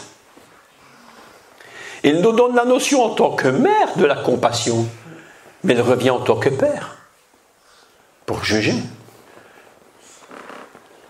La notion du Messie atteint une telle dimension. Je pense que quelque chose nous échappe concernant Jésus. Quelque chose nous échappe. Il est dit de lui lorsqu'il est sorti du baptême et que Jean-Baptiste a vu ce qui s'était passé. Il est dit, c'était à peu, écoutez ce secret, je vous dis un secret. Il est écrit, c'était à peu près la 10e heure. Mais on peut traduire ça autrement. On peut traduire à peu près par une autre façon en hébreu. On peut traduire, c'était comme 10 heures. C'était comme 10 heures. C'est quoi 10 en hébreu? La notion 10 en hébreu, c'est quoi? C'est Dieu. Je vous l'ai dit hier. 10, c'est le nom de Dieu. C'est la première lettre du nom divin. On peut traduire, c'était comme 10 heures. C'était l'heure de Dieu. Lorsqu'il sort, que le ciel s'ouvre, que la colombe apparaît à Jean-Baptiste et que tout ça se produit, il est écrit, c'était 10 heures, c'était l'heure de Dieu. C'était pas par hasard. Jésus n'a pas été au baptême un jour par hasard en disant, tiens, aujourd'hui c'est le 4e jour, bon, on va laisser se baptiser, pourquoi pas demain, aujourd'hui j'ai le temps, allez, j'y vais. Non, non, non. Il a été à l'heure de Dieu. Il était à l'heure de Dieu. Le Messie n'a pas raté une seconde de l'heure de Dieu, ma chère sœur. Chaque seconde de sa vie était prédéterminée. Il n'a pas été à Cana par hasard. Il n'a pas été à, je ne sais pas, à ouvrir les yeux de Bartimée par hasard. Il n'a pas guéri la femme qui était malade depuis 12 ans d'une perte de sang par hasard. La femme, elle était malade depuis 12 ans. Pourquoi pas 13 ? Pourquoi pas 10? Parce que 12 représente les 12 tribus d'Israël. Elle représente les 12 tribus d'Israël. Elle vient toucher le bord du tzitzit de Jésus, du Messie. Et la perte de sang s'arrête. C'est quoi l'histoire? C'est qu'Israël est en train de mourir d'une perte de sang. Israël meurt d'une perte de sang. Et quand tu perds ton sang, tu meurs littéralement. C'est pourquoi le Messie va donner son sang pour sauver le sang d'Israël qui est en train de couler. Et au moment où elle touche le manteau de Jésus, les 12 tribus, spirituellement, mais j'ai beaucoup de choses à vous dire, mais je ne peux pas tout vous dire. Pourquoi le Messie a jeûné 40 jours dans le désert? Qu'est-ce qu'il a fait? Pourquoi il a dit telle chose, pas telle autre? Je pourrais vous expliquer jusque ce soir, demain soir, il n'y a pas sans s'arrêter. Tellement c'est inimaginable. Le Messie, le ministère messianique dépasse tout ce que nous avons imaginé.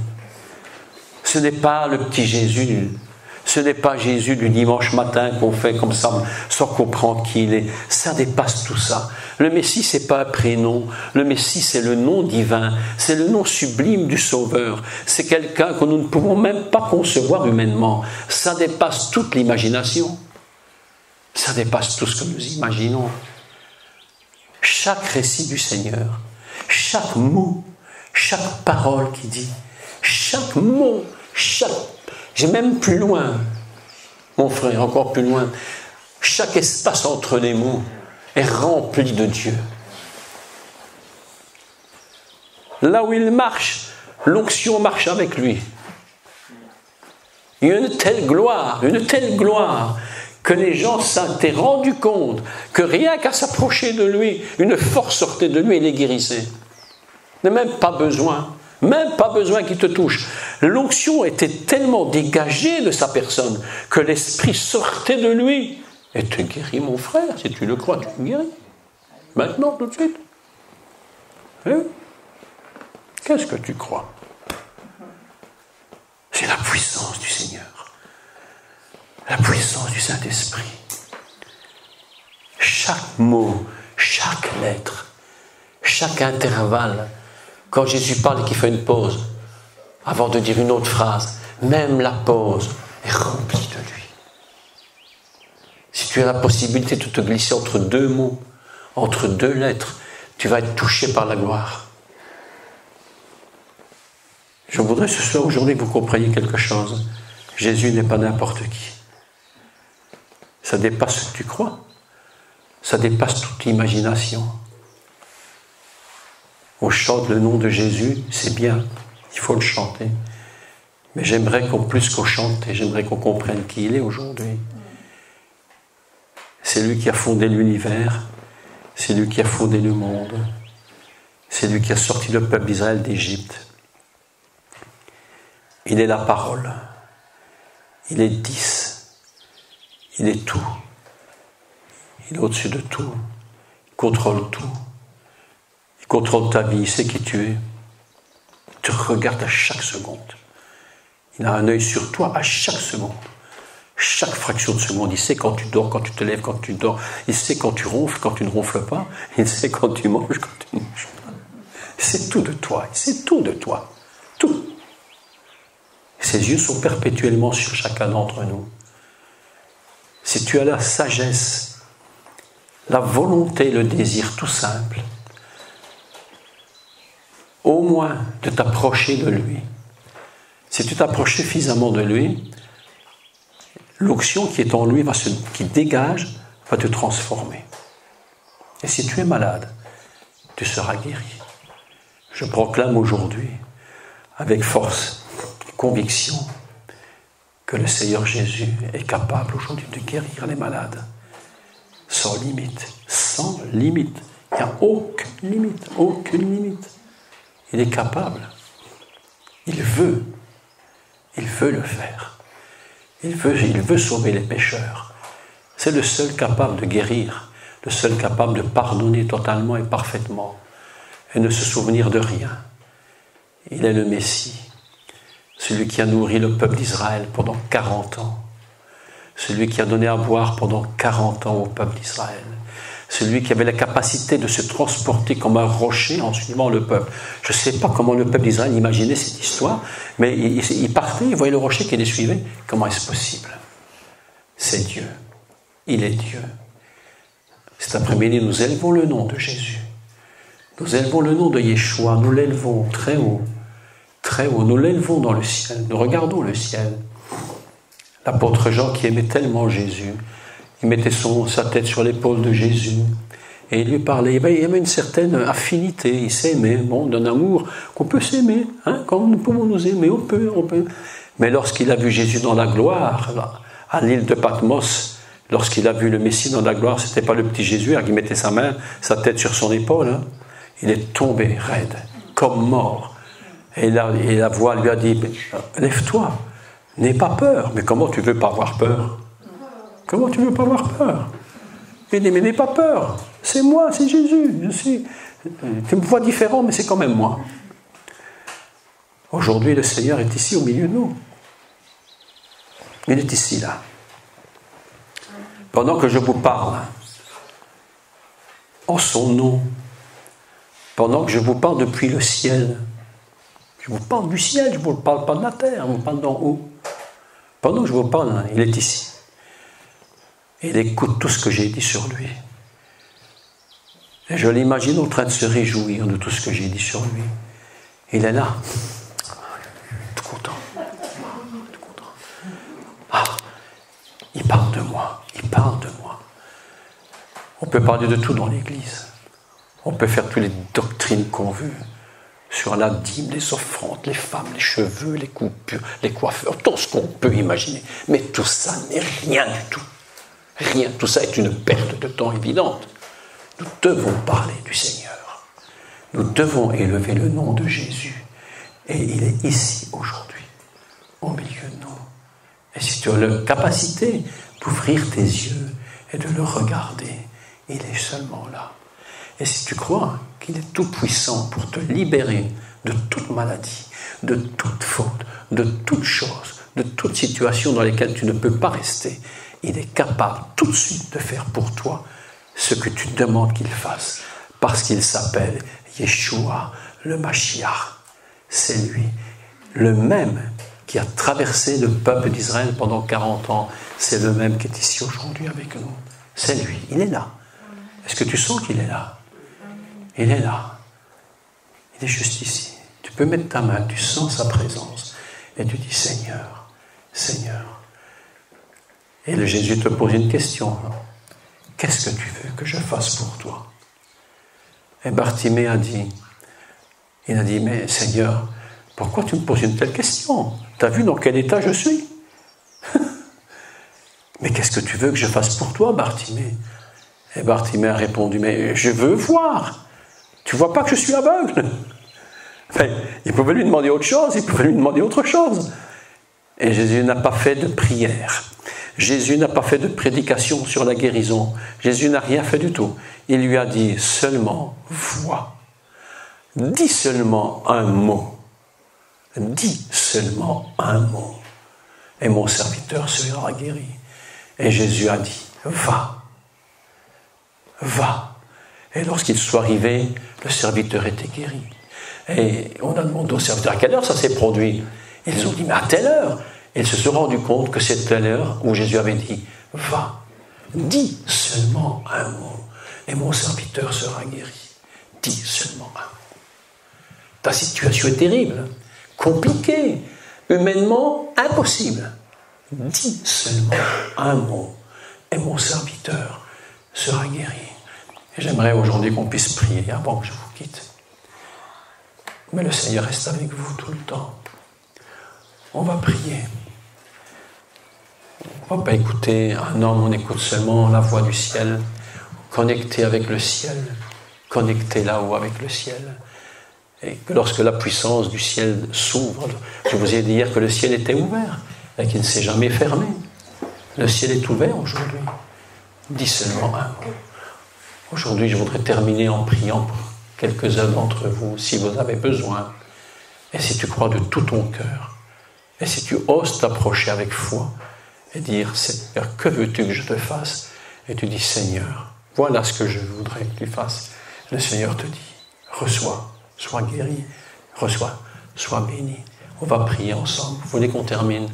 On va prier, on va terminer, on va commencer un chemin nouveau. C'est ce qu'on appelle le chemin de la confiance et de la foi. Jésus, tu es ici au milieu de nous. Et aujourd'hui, tu fais un miracle. Pour moi, on va prier le Seigneur.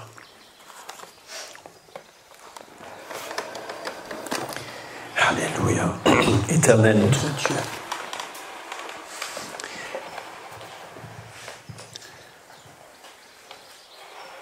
Nous avons parlé de toi. Nous avions dit ce que nous pouvons dire. Nous avons réfléchi sur qui tu es et sur ce que tu fais. Nous avons appris de toi que tu n'as jamais abandonné ton peuple, même dans les déserts les plus brûlants, les plus impossibles. Tu étais là. Aujourd'hui, nous nous rappelons de cette parole que tu nous as dit lorsque tu es parti auprès du Père. Je suis avec vous tous les jours, jusqu'à la fin du monde. Tu es ici au milieu de nous, Seigneur. Tu n'attends qu'une chose, c'est qu'on ose s'approcher de toi sans peur, sans crainte, croyant que tu as toute puissance et que toute l'onction qui est en toi se déverse sur nos situations, sur nos corps, sur nos vies. C'est aujourd'hui le jour du salut. Si quelques-uns d'entre vous ont un besoin particulier, c'est maintenant qu'il faut s'approcher. Il est ici maintenant. Alors tu viens ici debout au milieu de cette pièce où nous allons prier ensemble. Tu t'approches ici devant. Et le Seigneur va toucher ta vie, ton corps. Il va te guérir. Il va te transformer. S'il y en a d'autres qui veulent s'approcher, approchez-vous. Et vous allez être véritablement touché, transformé, libéré définitivement. Dis seulement un mot. Et mon serviteur sera guéri.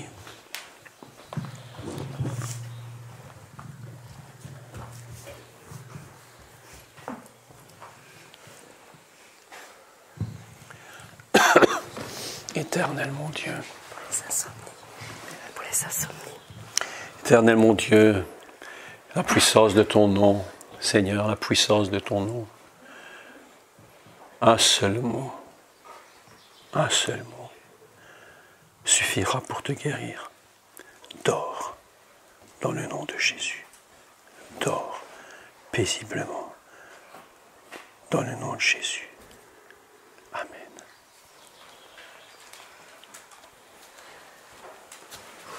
Bien. Est-ce que je peux prier pour toi? Qu'est-ce que tu veux? Alors, moi j'ai le dos, l'estomac.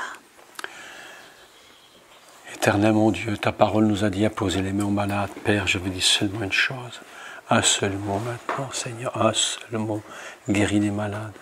Éternel, que ta fille soit guérie maintenant de tous ces maux. Maintenant, que ton esprit la touche, ta parole la guérit. Tu touches toutes les parties malades de son corps et tu la guéris maintenant. C'est toi, Père, qui le fais dans le nom de Jésus. J'ai prié et la chose s'accomplit telle qu'elle a été dite. Et que la paix vienne sur toi. Sois en paix, tranquille, paisible. Et que le Seigneur te guérisse. Maintenant, il le fait.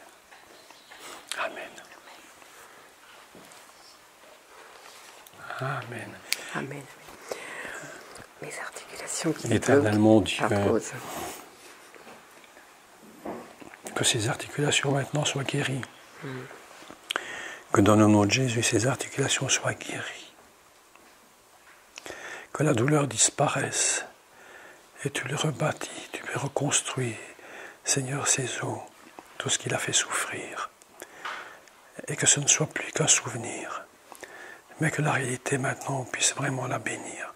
Dans le nom de notre Seigneur et Sauveur. Amen. Amen. Amen. Amen. Voilà où j'en ai besoin. Partout où j'en ai besoin. Éternel, mon Dieu, il s'est approché de toi parce qu'il croit, mon Dieu, que tu es le Sauveur et le guérisseur de toute situation, celui capable de transformer les choses les plus impossibles. Seigneur, il traversait des déserts difficiles, mais tu es là et la gloire est au-dessus de lui. Tu l'as nourri, Seigneur, de l'eau, de la manne. Aujourd'hui, c'est ta présence qui le guérit. Qu'il sorte du désert au nom de Jésus et qu'il rentre dans la terre de la promesse.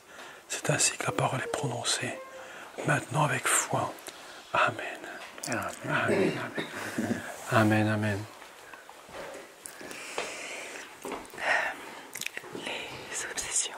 Au nom de Jésus, Père éternel, tu guéris ses pensées, tu guéris sa tête. Tous les esprits. Oh non, non, au nom de Jésus, au nom de Jésus, toute puissance, Seigneur, qui la trouve, toute pensée négative, mauvaise, tout ce qui se passe par la tête maintenant, qu'elle soit libérée maintenant, transformée. Qu'il n'y ait rien, Seigneur, qui puisse la garder prisonnière en sa tête, que sa tête soit libérée maintenant de tout cela. Accorde-lui la paix, accorde-lui ta paix, ton shalom, accorde-lui, Seigneur, parce que tu as donné ta vie. Et tu as dit, tout est accompli pour ta fille maintenant qui est devant toi, que ces choses s'arrêtent maintenant définitivement, qu'elle rentre dans une nouvelle dimension et que sa vie soit changée et transformée. Ainsi nous avons prié dans le nom de notre Seigneur Jésus. Amen. Amen. Amen. Amen. Amen. Amen. Amen. Moi, c'est la même chose. Hein. J'ai perdu la paix, je pense. Éternel mon Dieu, elle s'approche de toi, mon Dieu, pour avoir la tranquillité d'esprit, la tranquillité, la paix. C'est-à-dire que son cœur s'apaise. Tu lui apaises son cœur, tu apaises ses pensées. Tu lui donnes, Seigneur, d'avoir des idées nouvelles, pleines de joie et de bonheur. Éternel, tu la places dans ton jardin d'Éden. Tu lui donnes un jardin magnifique de joie et de bonheur. Que toute pensée mauvaise qui assaille ses idées, maintenant la quitte définitivement, qu'elle rentre dans une nouvelle dimension de vie, de joie. Ainsi la chose est proclamée dans le nom de notre Sauveur et Seigneur. Amen. Amen. Ma fille est malade depuis 2015. Ah oui. Mentalement. Oh, je prie pour ta fille. Père éternel, nous prions pour sa fille et nous proclamons la guérison. Nous proclamons que toutes les puissances de maladie, toutes les puissances mauvaises la quittent définitivement, qu'elle puisse trouver la paix, retrouver une vie normale. Dans le nom de Jésus, que toute puissance maintenant ne puisse plus la tenir. Je proclame ces paroles dans le nom de Jésus. Amen. Amen. Amen. Mon petit garçon, il est tout mignon, mignon. Tu fais quoi? Qu'est-ce que tu veux? J'aimerais que vous priez pour mon avenir et mon père. S'il vous plaît. Est-ce que tu as accepté Jésus dans ta vie? Oui. Ok.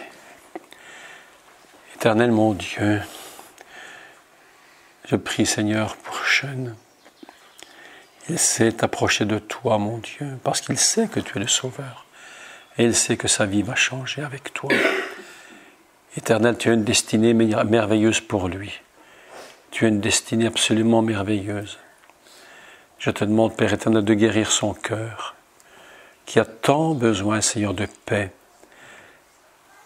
Tu brises, Seigneur, en lui tout ce qui n'est pas de toi, tout ce qui est rebelle, tout ce qui est difficile, tout ce qui est incompréhensible dans la vie d'un jeune homme de son âge. Et tu l'ouvres ses yeux.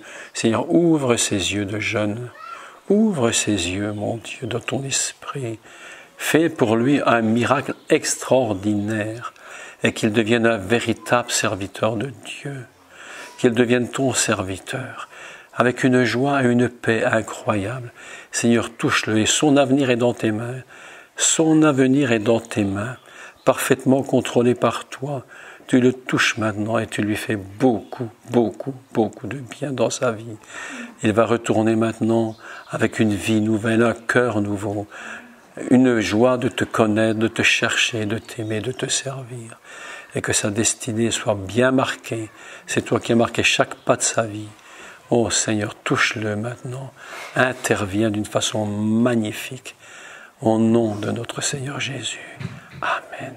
Amen, Amen mon grand. Amen. Que Dieu te bénisse beaucoup. Merci. Merci. Et moi, j'aimerais... tu connais ces paroles que le zèle de ta maison me dévore? Ah oui, je connais, mais c'est un verset qu'il ne faut pas prendre à l'envers. Hein? Ah. Parce que quand Jésus dit ça, ça veut dire que le zèle des gens, des vendeurs du temple, est en train de détruire la maison de Dieu. C'est ça que ça veut dire. D'accord. C'est ça que ça veut dire, c'est juste l'inverse de ce qu'on nous a dit. Je voudrais plus de faim. Ah oui, ça c'est autre chose. Éternel mon Dieu, mon Père, tu donnes Seigneur à ta servante ici devant toi, Père, le désir de te chercher, de te prier, de t'aimer. Ouvre son intelligence pour qu'elle te comprenne. Fais d'elle, Seigneur, une femme sage de cœur. Fais d'elle une Rormat Lev, une femme dont le cœur a une connaissance très élevée de ta Torah, de ta parole, et Seigneur, qu'elle puisse devenir une bâtisseuse, Seigneur, de ta maison. Qu'elle puisse bâtir, Seigneur, ta maison, qu'elle puisse bâtir les couvertures de ta maison, qu'elle puisse les poser elle-même sur ta maison. C'est ça la parole que j'ai dans mon esprit pour toi, que je veux faire de toi une personne qui est capable de couvrir les toits de ma maison, pour la protéger et pour mettre l'onction. Éternel Dieu, tu la touches maintenant, tu la bénis, tu la transformes et tu ouvres son intelligence à ta parole comme jamais elle ne l'a fait. Et ce sera surnaturel dans le nom de notre Seigneur Jésus. Amen. Amen. Amen. Amen. Amen. Que Dieu vous bénisse tous. Alléluia. Alors, que Dieu vous bénisse tous.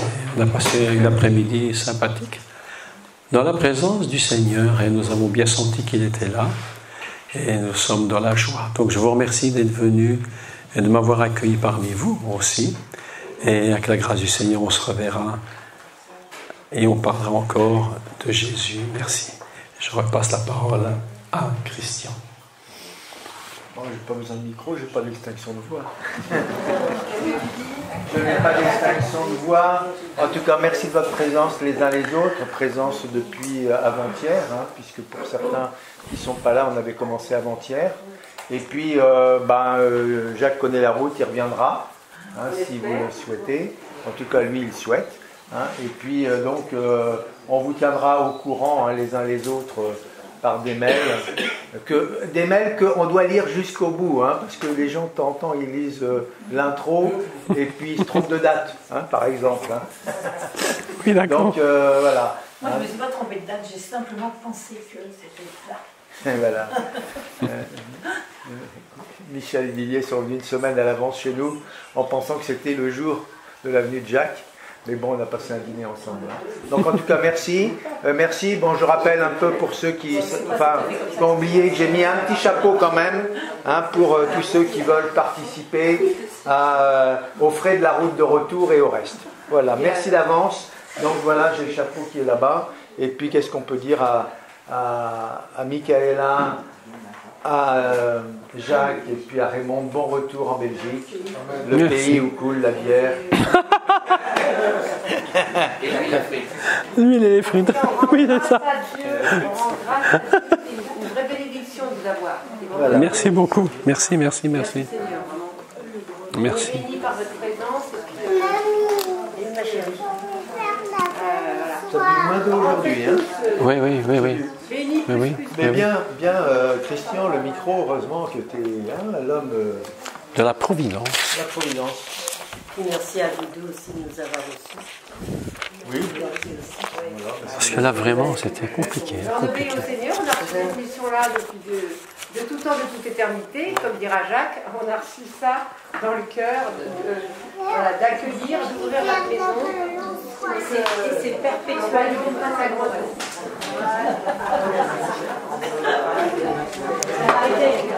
C'est perpétuel, mais Je voulais savoir, vous serez là à la conférence de la semaine prochaine ou Non, pas? non, ce ne sera pas moi. Et par rapport à une question, par exemple, quand dans la Bible, il est écrit à un moment donné, les dons spirituels s'arrêteront. Oui, ça veut dire que quand le Seigneur sera revenu et que nous serons avec lui, ça s'arrêtera là-haut. Et tant qu'on est en bas, ça continue. Ouais, parce que du coup, on en a mis chez les témoins de Jéhovah. Ah oui. On débattait là-dessus et en fait... Oui, ça y est, Je te reprends le...